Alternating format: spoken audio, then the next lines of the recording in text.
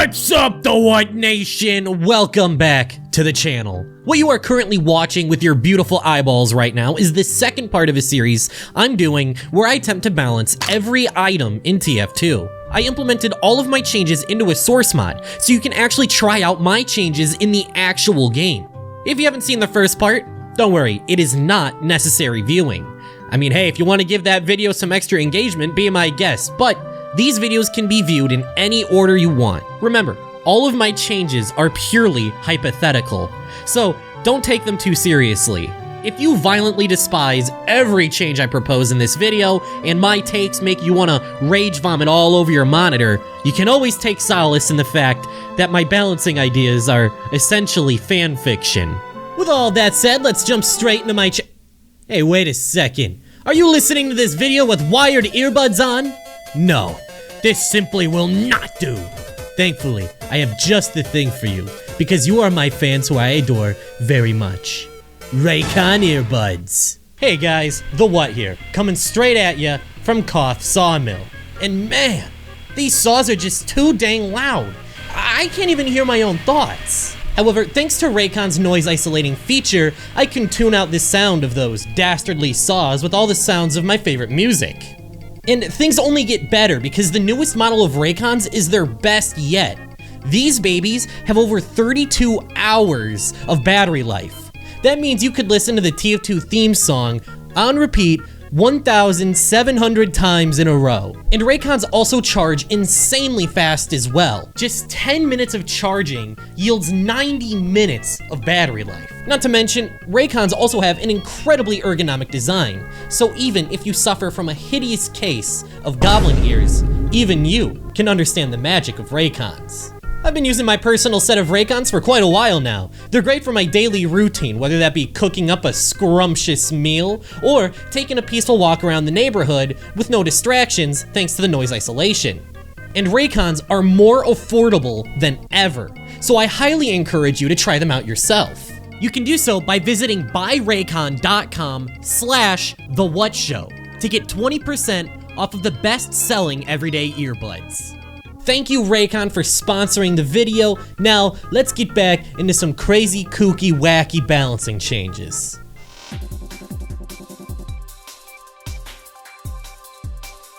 As a refresher, for every weapon I'll be talking about, I'll first present the problem I have with the weapon, present my solution, and explain how that solution alleviates the problem.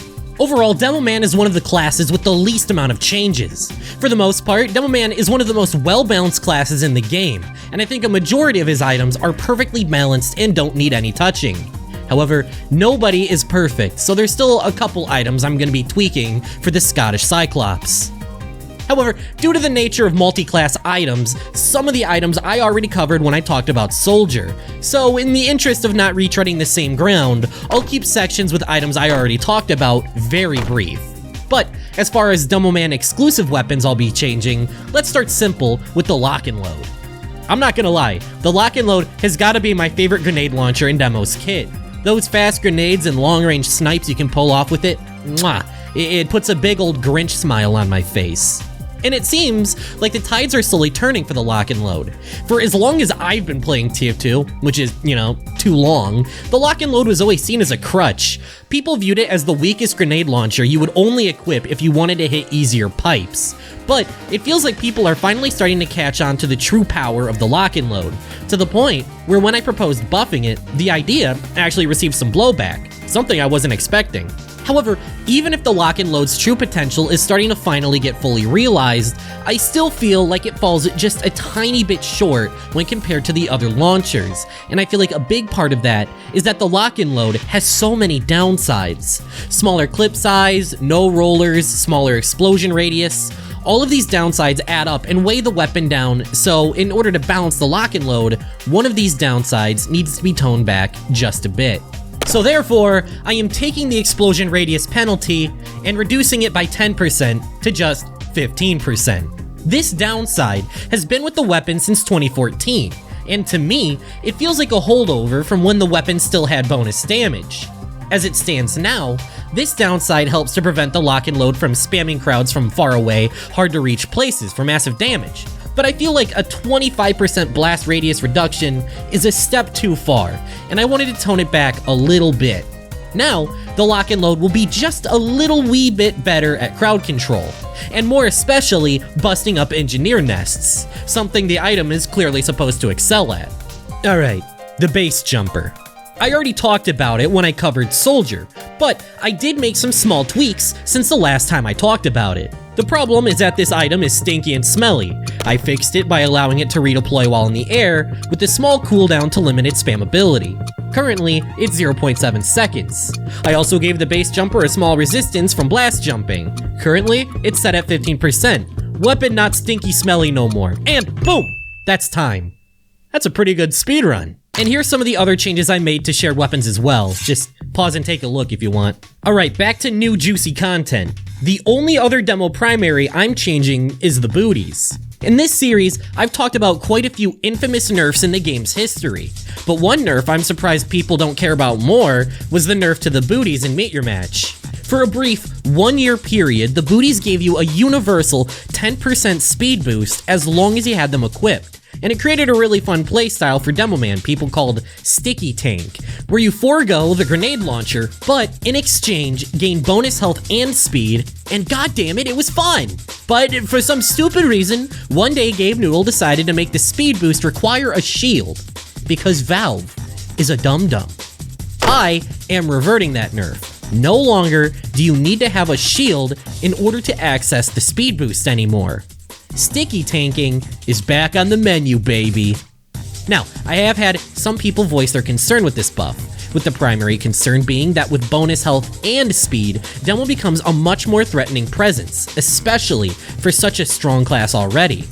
The speed boost from the booties even lets you outrun Pyro, a class that's supposed to counter you.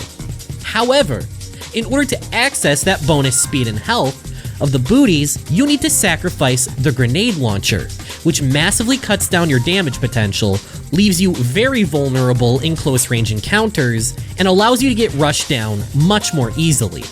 I consider that a fair trade-off. Look, I'll be man enough to admit if I'm wrong. If this buff is problematic as people say it is, in playtesting, I will give it the axe and get rid of it.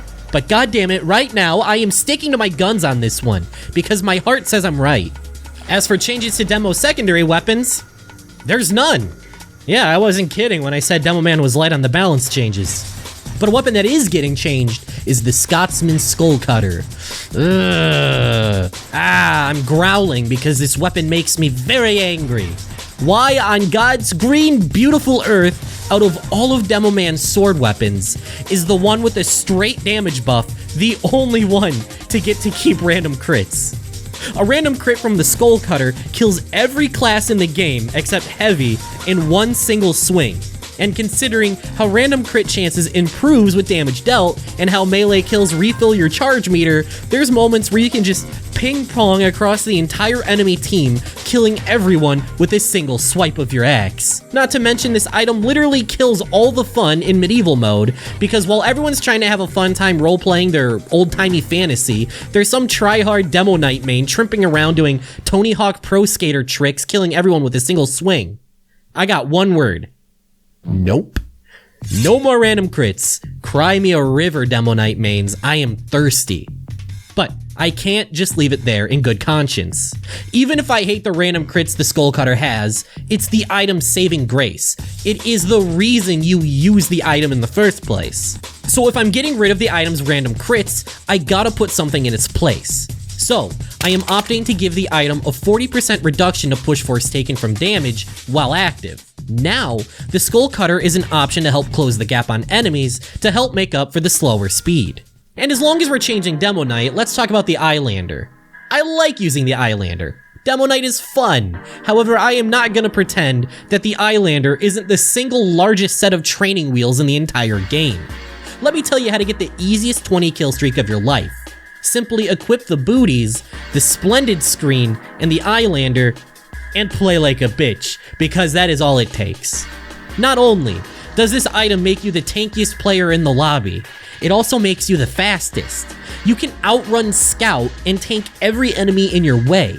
When you fully snowball with the Eyelander, you become seriously overpowered to the point where the only things that can reasonably counter you are a sentry gun or an air blast happy pyro. The Eyelander is a weapon that's perfect at everything. Health, damage, utility, it's got it all. Something's gotta go down. So that's why I am removing the maximum health gained per head. You are now stuck at 175 health no matter how many kills you have. Now, I understand this is a very harsh nerf, so I'm gonna compensate with some small buffs. Instead of gaining max health for every head, you now gain life regeneration. Plus 2 health per second gained up to a maximum of 10 health per second.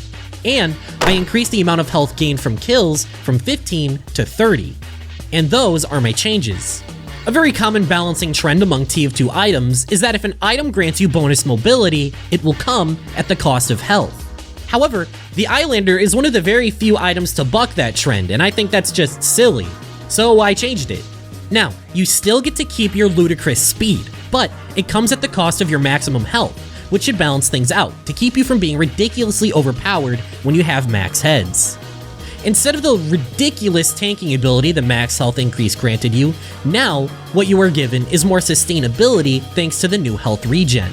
Now in direct fights you are weaker, which is more fair for the opponent. But now you are able to regenerate health faster after fights, which puts you back into the action faster. Overall, I think these changes are harsh, but fair. Like catching your child smoking a cigarette and forcing them to smoke the whole pack. Or breaking someone's legs because they're getting nosy into your cartel business. You know, it's only fair. Alright, the past 2 changes were harsh, I'll give you that.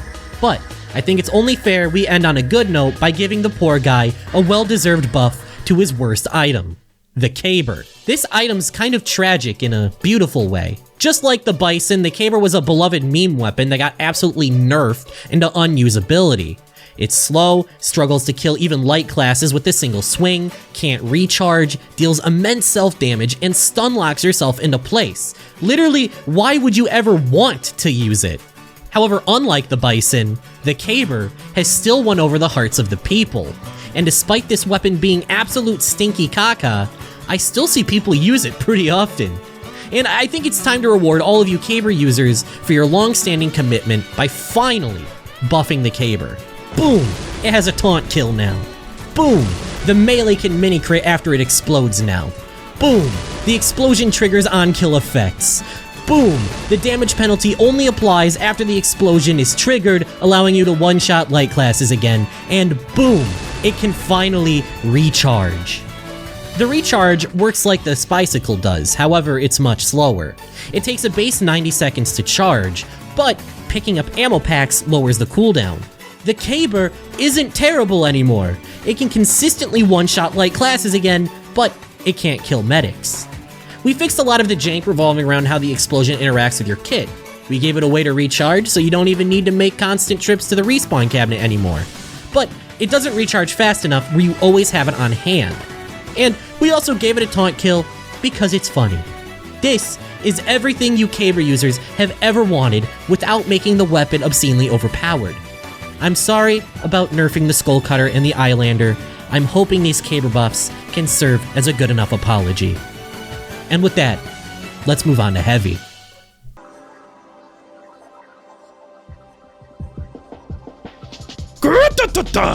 Heavy time! Despite Heavy being a fairly unpopular class, I've actually always liked playing him myself. I've sunk a couple hundred hours into the class, and I feel like he's way too often misjudged as a class with very little variety or depth. Heavy suffers a lot from having woefully underpowered unlocks that pigeonhole most players into a singular loadout, and as someone who actually likes mixing up their Heavy loadout, I really want to elevate the rest of his kit to create some much-needed variety for the class. So let's start with the weapon pretty much everyone agrees should be changed, and that's the Natasha. This weapon holds a very undesirable position when it comes to game balance, because not only is the Natasha one of the most hated items to fight against, it's not even particularly good in its slot, and the root cause of all of the Natasha's problems are the slow debuff. See, the Natasha is pretty much the worst at everything. It's painfully slow, does pitiful damage, and gets outperformed by every minigun. This item's sole strength is purely to be obnoxious. This item's foundation is rotten to its very core. Therefore, I think the only way to fix this item is to tear it all down and build it up anew. I gave the Natasha a full rework that should make it both stronger and make it less infuriating to fight against. Here's the new Natasha. First things first, the slow on hit has gotta go. Cast this stat into the fiery depths of Mount Doom from whence it came. I'm also scrapping the damage resistance because it's a very strange and unfitting stat. It's a carryover from the Brass Beast and it doesn't even really make any sense on the Natasha. Another change I'm making is getting rid of the ability to gain ammo from dispensers and payload carts while deployed. Sounds pretty good, right? I'm playing. Considering the fact that I just removed every upside the item ever had, I must have supplemented it with something much better. And I hope that's what I accomplished. See, I gave the Natasha a very unique mechanic I don't think I've ever seen proposed before. When you start firing the Natasha, it starts off with a 30% accuracy penalty and a 20% firing speed penalty. But if you sustain fire, over the course of 3 seconds, the item will gradually fire faster and become more accurate, up to a maximum 50% accuracy bonus and a 15% firing speed bonus. However, the moment you stop firing, the meter is instantly set to 0. On top of this sustained fire mechanic, I've also added the 50% maximum ammo increase it had back in the good old days, considering it thematically fits with my new redesign of the weapon. The intent of this change is to keep the Natasha as a good choice for defensive holds, but altering the way it achieves that goal. Rather than inflicting an obnoxious slowing penalty, now the Natasha is able to defend objectives and deny areas through high amounts of suppressing fire.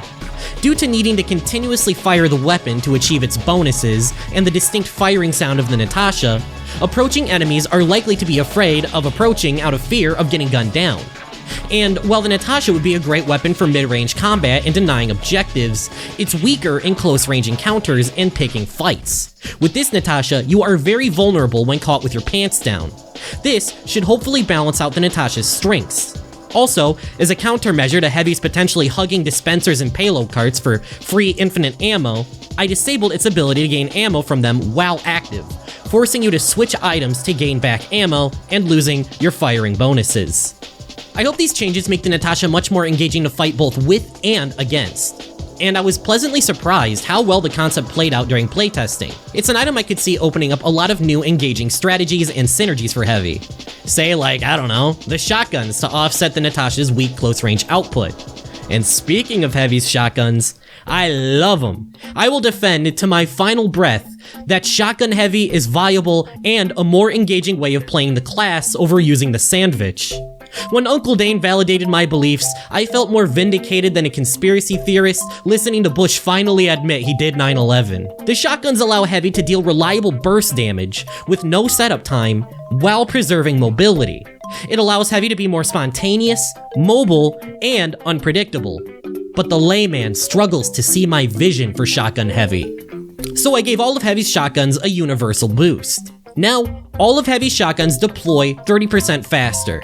The intent of this change is to help offset the rev down speed of the minigun, allowing Heavies to pull out shotguns more quickly after revving down, which should make Heavies more mobile and dangerous with their shotguns out. Here's another simple one, the Delocus bar. This is an example of an item that's underwhelming in every sense of the word. The amount of health it heals is underwhelming, the amount of bonus health it grants is underwhelming, even the amount of health you give to allies is underwhelming. Increasing your maximum health by 50 sounds enticing until you consider that this bonus doesn't stack with overheal. Maximum overheal stays at 450.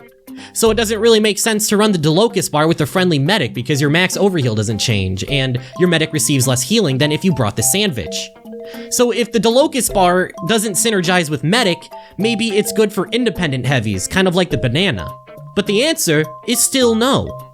Sure, you have some bonus health to play around with, but when you play heavy, you lose large chunks of health very quickly, and the more reliable choice is always to heal that damage back as quickly as possible. And the Delocus bar just can't keep up with the amount of healing it needs to synergize with the playstyle it tries to promote. So, I elected to make the chocolate a stronger choice for independent heavies. For 30 seconds after consuming the chocolate, you now gain 10 health regen per second. Now, whereas options like the sandwich and banana make for great burst healing in a pinch, the chocolate bar is a proactive option for heavies on the go. Instead of eating after fights to recuperate health, you eat it before engagements for some bonus max health and healing over time. It's an item that has clear strengths and weaknesses now, and I feel like it could finally be a good contender for the other lunchbox items.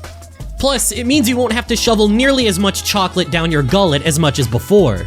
Heavy's already bald, he doesn't need to be morbidly obese either. I mean, like, pick a struggle, dude. And speaking of shoveling unhealthy junk food down your gullet, here's the steak. Out of all the items in TF2, this steak might just be the biggest example of a missed opportunity. The item tries to carve out a unique melee-centric subclass for Heavy, but the execution of this was so sloppy, the only action the thing ever gets is using it to roll out. Riveting gameplay. It's not like this concept couldn't have worked either. I mean, look at Demo Knight. Why is it that Steak Heavy is such a mean gimmick and Demo Knight is an actually viable subclass capable of putting in work? If you ask me, it comes down to two things. The first is the ability to tank damage. There's a reason all of Demo Knight's shields come packaged with damage resistances and the booties grant maximum health. It's because putting yourself in melee range of your enemies comes with so much inherent risk.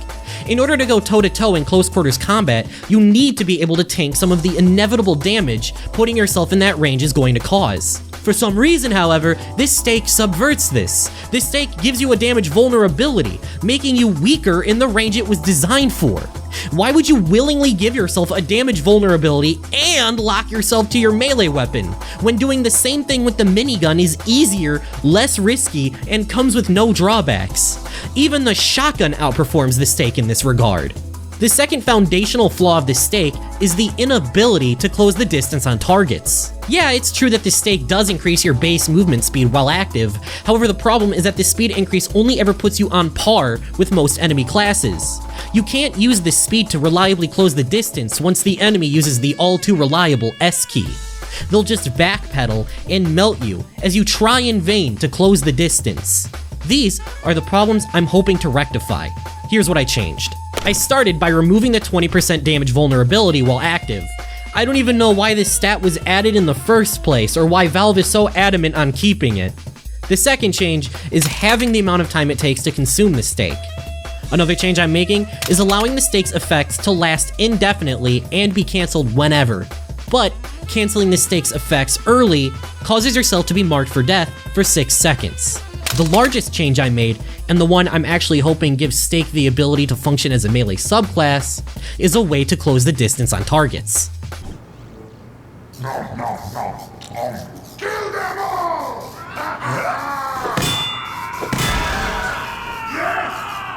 Pretty nifty, right? Well, under the Steak's effects, you can press the special attack key to execute a leap forward.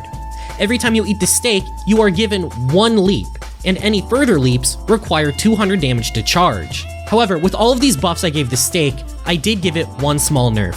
I reduced the amount of health it heals down to a small health pack.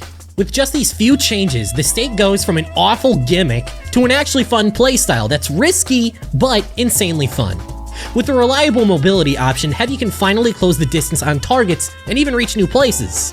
The effects last indefinitely, so you're no longer forced to constantly consume steak every few seconds, and the removal of the damage vulnerability allows you to tank more damage as any melee subclass should.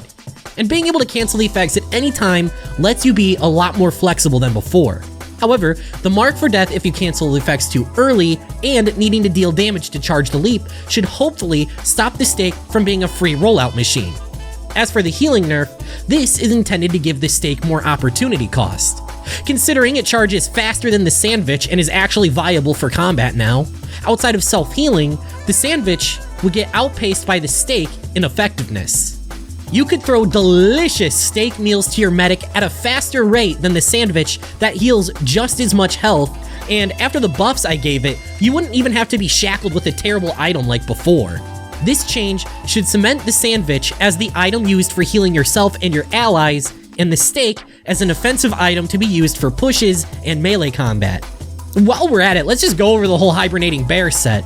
Out of all the weapon sets in TF2, this is by far the worst one, and it's not even a contest. Pretty much every item in this loadout is one of, if not, the worst weapons in their respective slots.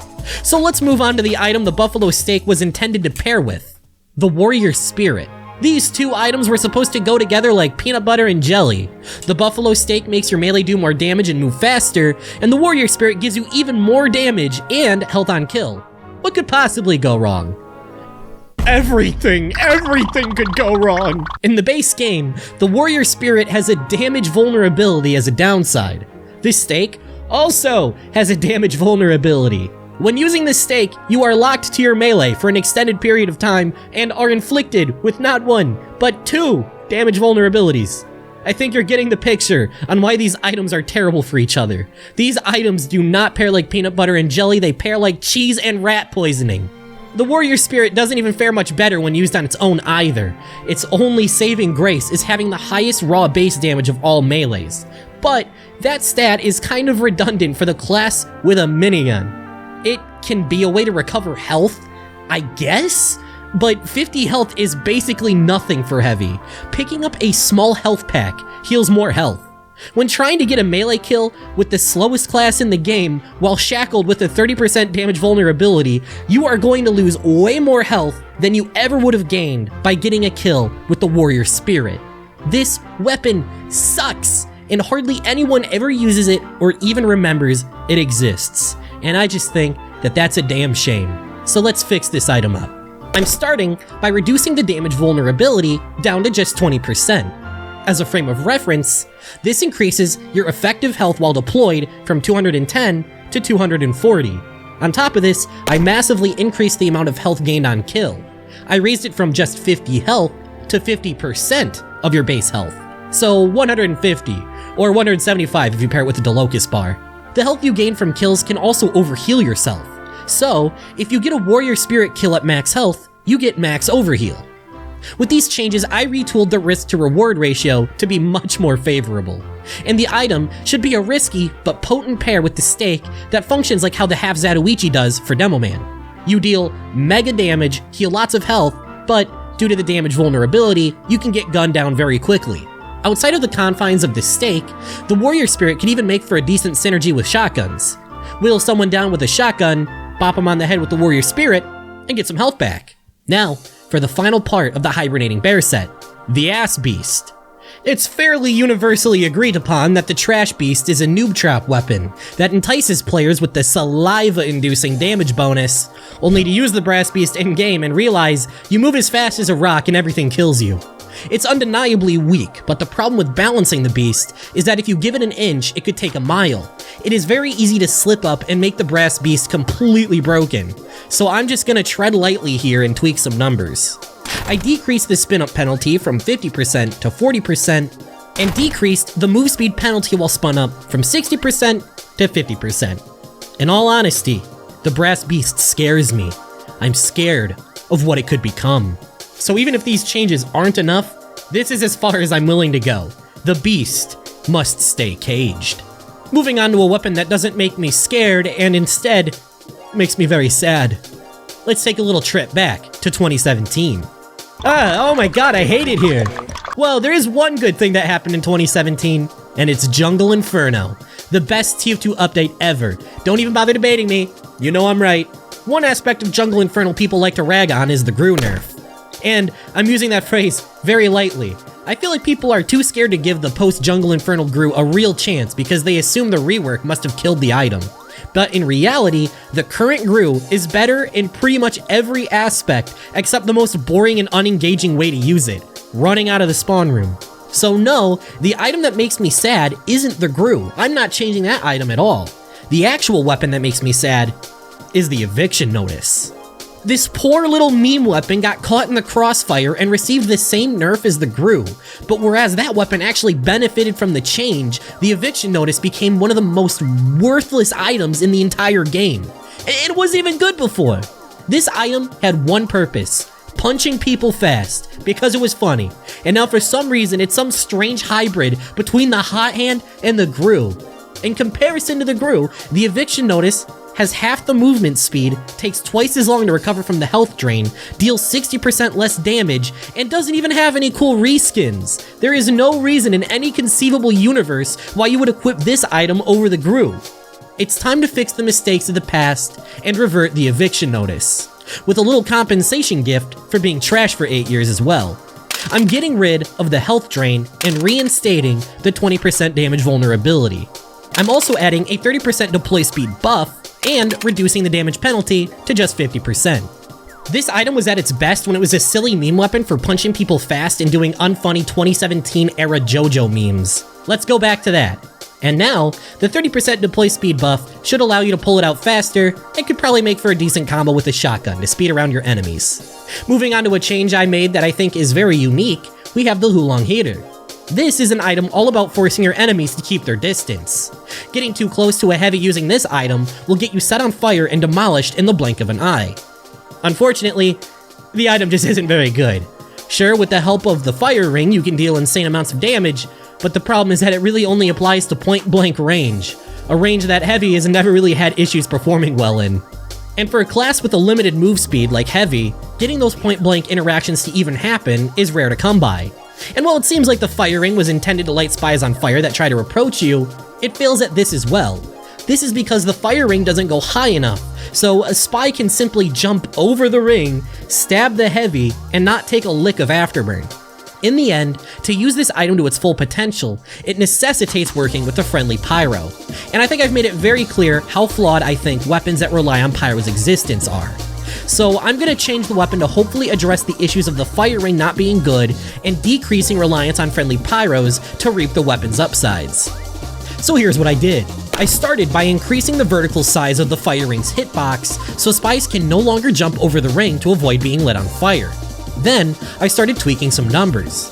I changed the damage penalty of the item to only apply to non-burning players rather than being universal and increased it to 15%. Then, I changed the damage bonus to burning players to 15%. Now, this one shouldn't change much as it's merely to offset the old damage penalty. I did all of this to make way for a new ability I added to the item. For every 350 damage you deal with the Hulong Hater, you fill up a firework meter. When this meter is full, you can launch a firework projectile that travels a short distance and explodes, lighting enemies it touches on fire for a brief period. Looking back towards the original concept of the gun, you can actually see that very early in the item's development, it was going to shoot fireworks. So I was very curious to see what would happen if I merged this early concept of the item and the current version in the base game. And the end result is a gun I think is a very unique weapon. The primary upside of the firework projectile is to increase the range at which you can light enemies on fire. Enemies no longer need to be within breathing range of yourself in order to be lit on fire, letting you take advantage of the weapon's upsides easier and requiring less help from friendly pyros. However, the firework projectile requires quite a bit of damage to charge, and if you whiff it, you have to charge it all the way back up again, so there's a certain level of risk to using it as well. Overall, I feel like this new ability adds quite a bit of depth to the item and makes it much more engaging to use. As for my final heavy change, I'm keeping it real simple. The Holiday Punch. If you're a fan of this item, you're probably shaking in your boots right now, considering I've just spent the last 2 episodes of this series molding about how much I hate stun mechanics in TF2. But fret not, as I am not removing the stun from the Holiday Punch, because 1, it's really funny, and 2, if you let the slowest class in the game walk up behind you and hit you with their melee weapon without you noticing, you deserve everything coming to you and more. So I am not making any big sweeping changes to the Holiday Punch, just 1 quality of life buff. See, critting an enemy forces them to taunt, but the thing is that due to how taunting works in TF2, you can't taunt while in the air. This means you can deal a critical hit with the Holiday Punch, have it register on the enemy, but the enemy won't be forced to taunt, and your critical hit will deal 0 damage, effectively doing nothing. So I'm fixing that. Dealing a critical hit against an airborne target stuns them for 3 seconds, which is enough time for you to get a cheeky taunt kill. So, life is good. And that is all my changes for Heavy. If there's anything I'm hoping to accomplish with my Heavy changes, it's to hopefully encourage people to try some new things they otherwise wouldn't have, and discover there's quite a bit more to Heavy than people think. So with all of that said, let's move on to Engineer.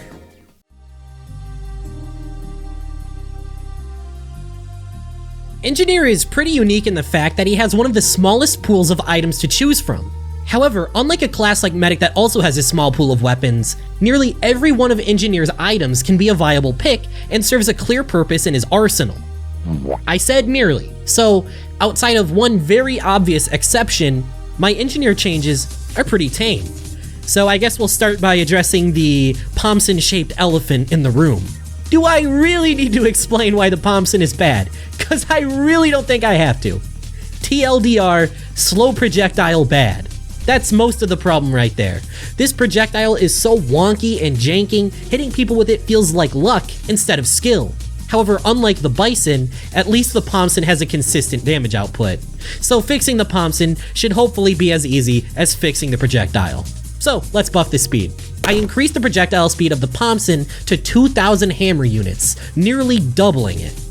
Already pretty good, but I ain't done yet. I slightly boosted the max damage ramp up of the weapon by 10%, allowing you to just barely 2-tap medics. I also gave it the same reload and firing speed as the stock shotgun. I made it so the projectile no longer fires below your crosshair for some reason, made the Pomson no longer collide with teammates, and the Pomson can now pierce damage resistances. With all of these mega buffs to the weapon, I did add some small tidbits to balance it out. I removed the cloak drain and the uber sapping feature, and I gave the Pomson damage fall off on critical hits like the Ambassador. However, unlike the Ambassador, the range on the fall off is 25% longer, so it still has quite a bit of range. So let's break it all down. Basically, I turned the Pomson 6000 from some sort of weird utility thing into a reliable mid-range damage dealer. Hitting shots with the buff projectile is so much easier. I cannot stress how much easier it is. And it's also satisfying. And it also doesn't screw over medics and spies for just existing like before. And the shotgun would still be a good side grade too, because, well, hit scan is just better than projectiles, but also because it deals more close range damage with a larger clip size to boot. The damage piercing stat also helps the Pomson retain some of its spy counter identity, but in a way that's more engaging to play around.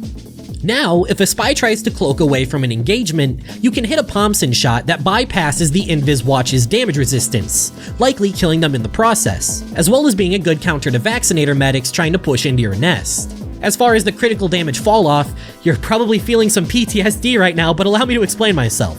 In a world where the Pomson is actually reliably capable of hitting mid to long range distant targets, random crits were a bit of a problem.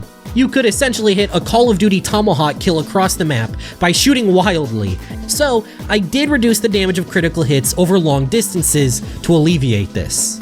And after testing out my new Pomson a bunch, I gotta say, it came out pretty well. It's more fun to use, less annoying to fight against, and without 10,000 bugs holding it back, it's a pretty reliable gun. So, with by far the most problematic engineer weapon out of the way, it just gets progressively easier from here. Let's move on to a weapon everyone, including engineer mains, can get behind nerfing. The Wrangler. Look, controlling your sentry gun is pretty nifty and all. Sentry jumping is cool tech, market partners, all of that. But you know damn well no one is using the Wrangler for that. The real reason people use the Wrangler is for the ludicrous 66% reduction in damage. To put that into perspective, that triples the effective health of your sentry gun. That is 648 health to bring down a wrangled sentry. That is 2 full heavies worth of health with more damage to spare. When a sentry is wrangled, it can feel damn near impossible to take it down outside of full team coordination. Even weapons explicitly designed to counter engineers' buildings are nothing in the face of the Wrangler's damage resistance. So it's pretty clear what needs to be done to fix the item, and that's to decrease the sheer amount of damage you're allowed to tank with the Wrangler. I lowered the damage resistance to wrangled sentries from 66% to just 50%, and I gave the item a 30% holster speed penalty. But it's not all bad news. As a little compensation buff for you engineer mains, I reduced the self-damage from wrangled sentries by 70%. So there we have it. You're probably looking at my nerfs and thinking, wait, that's it? And to that I say, yup. To some of you, it may seem ludicrous to only slightly reduce the damage resistance, or even keep it at all. But as an engineer, using the Wrangler immediately puts yourself in a very vulnerable position. A key strength of sentry guns is how passive they are. You can upgrade other buildings, dish out damage with your shotgun, kill enemies you never even saw without so much as batting an eyelash. Using the Wrangler instantly means you have to start actively using your sentry gun instead of passively. This means the engineer is more vulnerable to being flanked or ambushed, and it also means not being able to leave the same area as your sentry gun. You're essentially glued right next to your sentry gun. It only makes sense you gain the damage resistance to offset the inherent disadvantage manually controlling your sentry gun places you in. The problem was never that the Wrangler lowers the damage your sentry takes, just the ridiculous amount that it could. So that's why I nerfed it how I did. By lowering the resistance from 66% to 50%, sentry guns go from tripling their effective health to just doubling their effective health. Much more fair. I also implemented the holster downside to prevent instantly smacking your buildings with a wrench after putting your Wrangler away, giving enemies a brief window to capitalize on to deal as much damage as they can, and slowing your overall repair speed. Let's move on to a pretty simple one. The short circuit. This is an item I think is fairly balanced. Some people really hate this thing, but in all honesty, it never really bothered me much. Maybe it's because I'm one of 5 soldier players that ever bothers running a shotgun. Every time you fire off an orb, you're trading off 65 metal to prevent potential damage to your buildings from projectiles.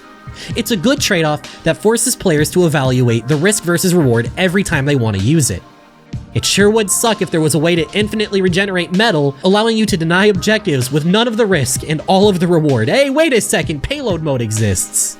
If you use the short circuit to spam orbs on the payload cart, I can't even be mad. You want to know why I'm not mad? Because I know that when you die and reach the great beyond, there will be a suitable punishment waiting for you on the other side. And all I can do is laugh to myself. Simple as. I also gave the item another pity buff to the taser primary because let's be honest, you forgot it existed.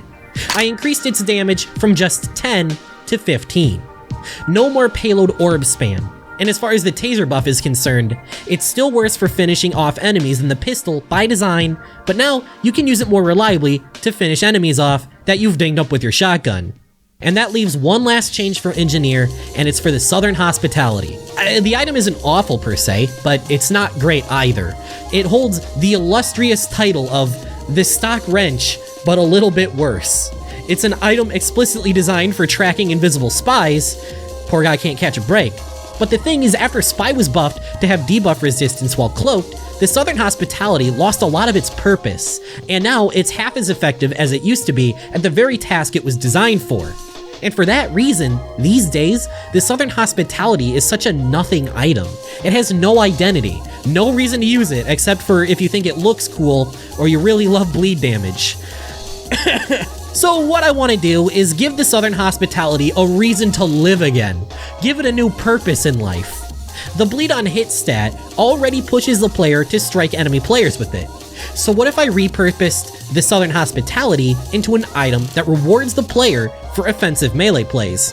I changed the 20% fire damage vulnerability into a 10% flat damage vulnerability while deployed.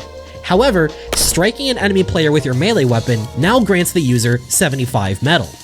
Now, the Southern Hospitality is a very risky wrench. You take a bit more damage while approaching enemies with it out or upgrading buildings. However, if you strike an enemy, you're granted a lot of extra metal to play around with. Hit an enemy just once, and you can launch out a short circuit orb. Hit an enemy twice, you have enough metal to build any building you want. Hit an enemy twice and kill them, you now have 150 metal you can use to build or upgrade, and you have an ammo pack on the floor you can pick up for even more metal on top of it. Use this new Southern Hospitality right, and you could be swimming in metal. However, there's always the risk that the 10% damage vulnerability while active could get you killed, making it a risky but potent option for the offensive engineer. And that concludes all of my changes for the defense classes. Let me know what you think in the comments because your feedback has been very valuable. After reading the comments on my last video and receiving feedback from playtesters on my server, I've already made a ton of changes to the balance mod, including items I've already covered in the last episode. If you look in the description, you'll find a document listing all of the current changes in the balance mod. And if you want to try out the balance changes for yourself, I could always use some more playtesters. This is still a very work in progress project. If testing out my balance mod sounds like a fun time, join my Discord in the description and I'll ping everyone when running a test. Alright, that just leaves the support classes left, so get ready for the grand finale. I'll see you then.